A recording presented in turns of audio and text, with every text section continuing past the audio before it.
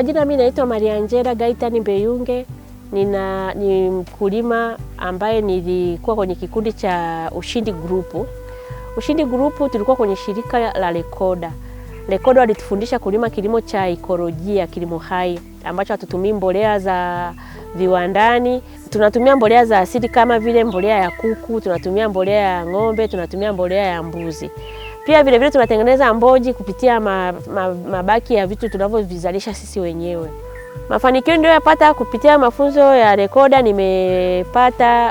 Ninajua kutengeneza mboji mwenyewe, ninajua kutengeneza mbolea, ninajua kutengeneza chai ya mmea. Pia nina uwezo kutengeneza dawa za viuatilifu ambazo zina uwezo za asidi ambazo tunazizalisha hapa kama pilipili.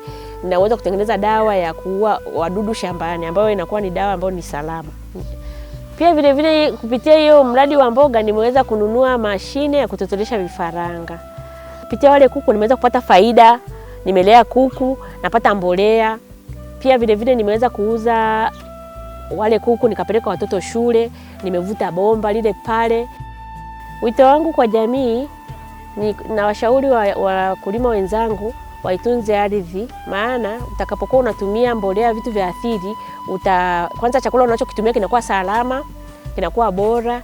Alafu pia vile vile hii ardhi utakapokuwa unaitunza ndivyo na wewe itakavyokutunza. Nikiharibu leo nitajuta lini? Nikihifadhi leo tutacheka wengi. Moyo wangu shamba langu, tukipumua pumzi moja. Kilimo ni sanaa ya hekima, sikukata tu ni kutunza uhai. Nikipanda leo nawaza kesho.